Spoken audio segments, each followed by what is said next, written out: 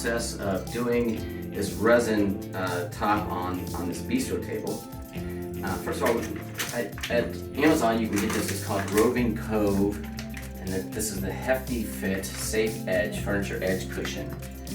And I find that it makes it really good for pouring the resin into. So what we're gonna do with this is they give you this little roll of double-sided stick tape. This will go on the corner like this, all the way around. It's gonna look beautiful when it's done. And then it's kind of like what I did on the bar over there. Yeah. Okay. So this room's kind of a mess right now because we're in between filming. But what you do is you take this tape right here, and you just take it and you go around.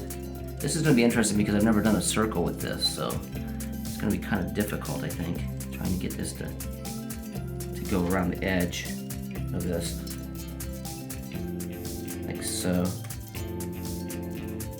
Just have to turn it as I go. So I'm just kind of pushing it in. It'll work, but anyway, so I'm gonna continue going around this like this, and then we also have to do this edge. So I'll continue going around with this, and then I'll have that ready to stick on there. Okay, so I'm doing the sides now. This was a little tricky because of the circle.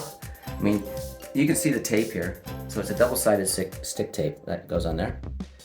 And it works really well once you get it going. This is that 3M stuff, so 3M usually works pretty darn good.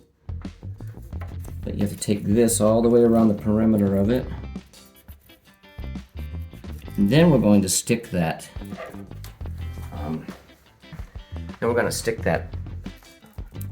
Rubber corner piece all the way around it. It's gonna look real good.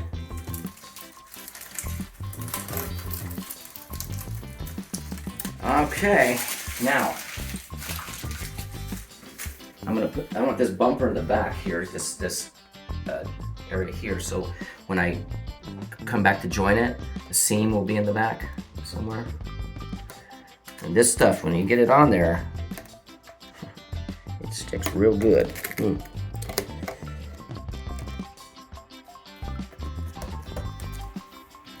doing this first, and I gotta press it into place here, because it's not quite where it needs to be, but as you can see here, that area is going to be fixed in a second. Part in there. Oh, we want a real tight fit right here.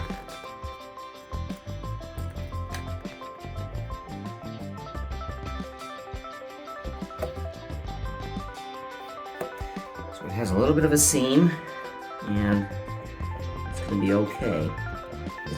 Everything's gonna be okay. Yeah. Okay, there we go. So the seam goes in the back. No one will know.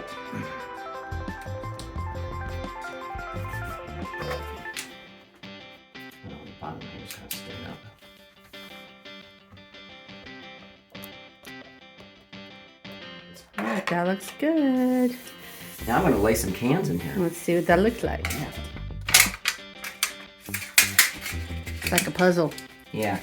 I'm fitting it together, but then what I'm going to do is take and overlap them. Start spraying this in. So I have to do a little bit at a time with it. I lined this because I learned from last time. You know, I always learn from your mistakes, right? I lined it with this because I got that sticky crap all over the bumper. It was so hard to clean off. So now I'm going to take this on, spray the backside. Take this one, got too much crap up here, spray the backside. And I'll put this one down first. Very sticky. So how did I have that? It's right here somewhere, I think. Wow, that stuff's sticky. Now that's some sticky stuff. Stuff is sticky. Did I go underneath? Was it underneath this? I think I was underneath this. Jeez. That's some sticky stuff. Hey, Lucy's sneezing even.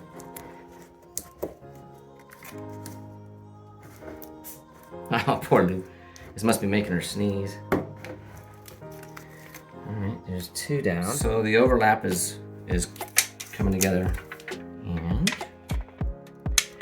I know there's a lot of stuff that gets covered up in here, but I mean you get the point, right? There's just gonna be a lot of beer labels to look at, and it makes just a really nice kind of what do you call it? Mosaic of beer labels on the top. Now, here's the thing. I've got most of this laid out and it's ready for a pour, okay? Which will be tomorrow. The thing is, I didn't like this can label here. And we also found this from Four Peaks Brewing Company, Sun's Brew, Coast Style Ale, okay? Slam Dunk, Sunny Slam Dunk, okay? So I thought, well, I can cut this label off and put it here. Over top, I don't care. It's gonna bury it. It's all gonna be poured in resin, it doesn't matter. So anyway, this is the last can of, ooh, well, that's a nice small beer. This is the last can of the whole pour for this bistro table. Now, can you see where this would look better in here? I mean, that spot, it just doesn't look good. Putting that on there is going to look fucking great. Okay, so here we go. Oh, would you like one? All right, there you go. Let's pour you one too. There you go. Have a drink. Cheers, everybody. All right, so I cut the label out like this, last space. There we go, we're gonna place it. I gotta be careful because it's gonna stick as soon as I do it. I mean, that looks like it'd be pretty good right there, doesn't it? Now look at this, look at this, look at that, look at that, would ya? Do you like it? Look at the whole tabletop, over the whole thing. Okay, so now tomorrow, when I do this, I'm going to be pouring some resin over top of everything. And it's going to set all this mosaic into a, like this. Come here, look at this. See how this looks when it's all said and done? That's what's going to happen over there. All right, I'm stepping on plastic. I got plastic all over the floor there because I don't know if this is going to leak or not. Got my mixing bucket. Now I'm not sure how much I'm going to mix. I think I'm going to go about in between 8 and 16 ounces per bottle here. So it looks like we're going to go, what? I don't know. But we'll see. What I'm going to do is I'm going to pour this first, and I'll try to go. This is a little cold. It's been in the garage, and believe it or not, it's kind of chilly here in Phoenix today. So this makes that pour real thick. Okay, I think that's probably good. That's right in between, pretty much. And I also use, what I do a lot of times, I'll set the bottles next to each other because they're both the same height, so it does help. And this is gonna be real thick, I can tell you that. Now what I'm using here is this super clear tabletop epoxy, which works really good. And I get it on Amazon. It's cheaper than buying from those companies that advertise for coatings for countertops and everything. So this one's called, what's it called? Clear crystal or super clear tabletop epoxy. So a little bit more of this. And that's a lot, so hopefully this is going to do the whole thing. Now, I'm gonna spend some time mixing here, and this is gonna take about 5 minutes, so I'll be right back.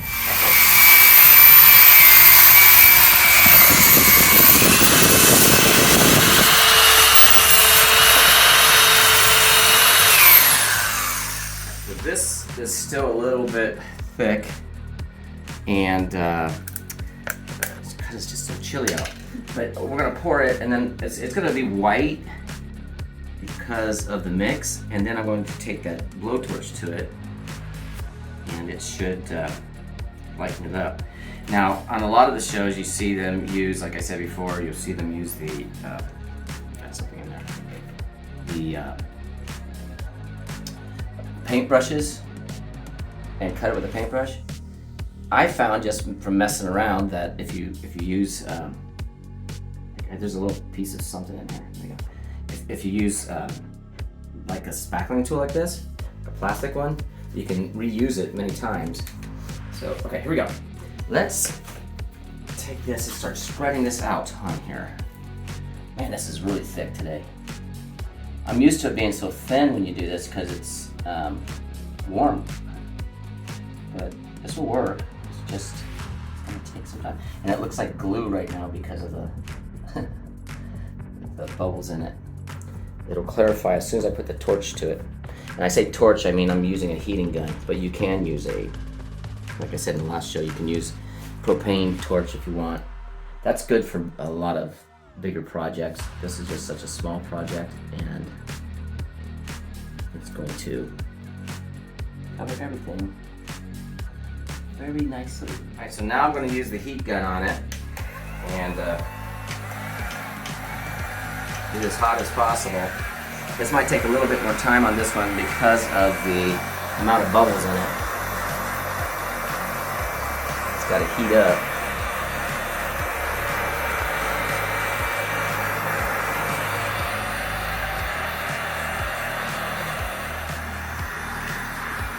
Still going. I have to be careful because some of these labels in here are plastic, and the heat gun starts to warp them.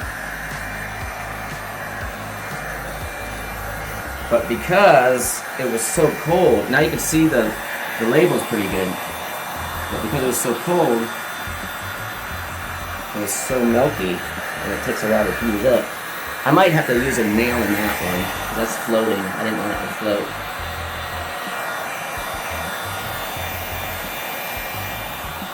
Alright, so for the first pour here, this is, I had to put some, I think I have to put one other nail right there too, because that's floating. But what happens is a lot of these labels sometimes float, and so I'm having to put some nails to hold them down. I'm going to stick a penny right in the monkey's hand here. Above his fingers, like he's holding it above his fingers, above his fingers, above his... Right there, he's holding it. There you go. That's good. Ta-da! And then the second pour will cover all that anyway. So, yeah. So we'll do the second pour as soon as this one hardens up and all that good stuff. Hi, how's everybody doing? We're at this stage of the game now. Basically, I'm just taking and sanding and roughing up the surface a bit to allow for the final coat to be on here. And I know it looks a little weird, but this is basically just making sure that the final pour on here sticks good. So when you're done sanding, just lightly sanding everything, you're going to take like a damp cloth and make sure you get all this resin powder off there. That's what this is. But this allows that other one to bond to it better. And you're not going to notice any of the scratches or imperfections when the table's all said and done. So, alright, I'm going to finish this up and we'll be ready to pour here in just a minute. Alright, so I'm going to use the rest of this resin up on this pour. Now, at the beginning of this video, you saw when I did my first pour on here, and I measured and I said what I said, and it was completely wrong. But because it was, the measurement wasn't exact. But here's the thing: this is how forgiving this resin is right here. I actually have, what would you say, about a quarter more of the hardener than the resin. Okay, and that was using less resin. It still came out that hard. So that's good. So what we're gonna do is we're just gonna use the rest of it up. I probably won't use as much hardener. There'll still be a little hardener left, but it just shows you that this resin is very, whoa, farted. The resin is very easy to, oopsie, to use on stuff like this. And you don't have to, it's not an exact science with it. Just be very close. That's pretty much what I would say. Keep it kind of close to what you're doing. We got well, what is it? If I look at the a bit over 8 ounces, but I'm gonna go a little further with it. I'm gonna try to get all this out of there. So I'll be back in a minute as soon as I'm done stirring this up. Okay, stirring it up this time by hand because I didn't want to get as many bubbles in it this time.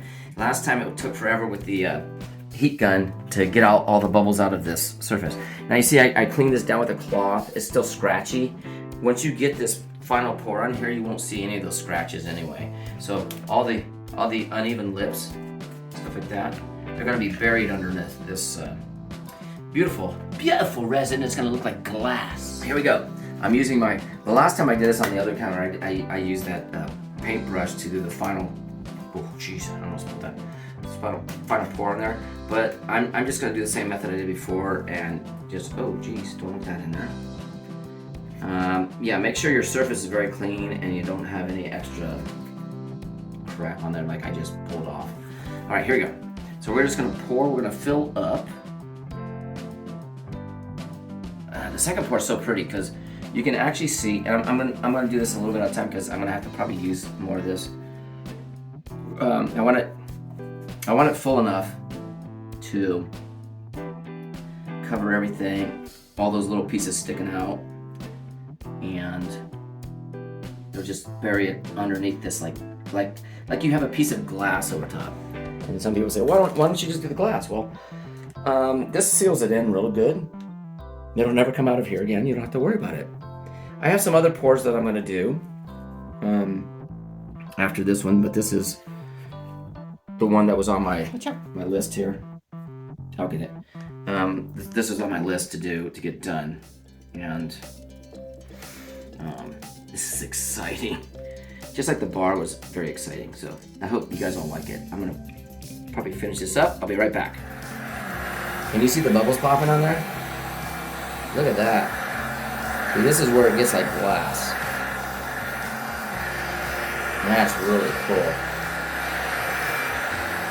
Look at that. Do you see that? Can you see those bubbles just disappearing? Like magic. It's so magical. This whole thing is it's so fun to do, guys. Pouring resin is like just a blast. All right, looks like we're pretty shiny there, doesn't it?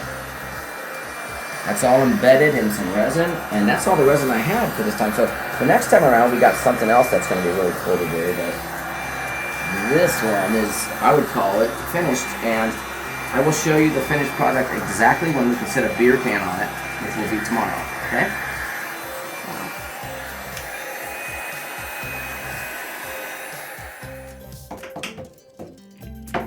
Hello. Hi, everybody. Like it? It's done. Yeah. Here is the bistro table. Woo, it's all so smooth, finished. babe. It's Yes. so smooth. So guess what? Love I it. have quite a few more resin pours and some bar work to do to make videos, and they will be up sometime in the next year probably. So More projects to Anyway. see. So please, yeah, like and subscribe. Give us some comments if you don't mind. Mark would love it. He loves to do Yes. stuff like this. So, I'll be doing more. yeah. Thanks for joining us. Thank you. Have a good night. Bye.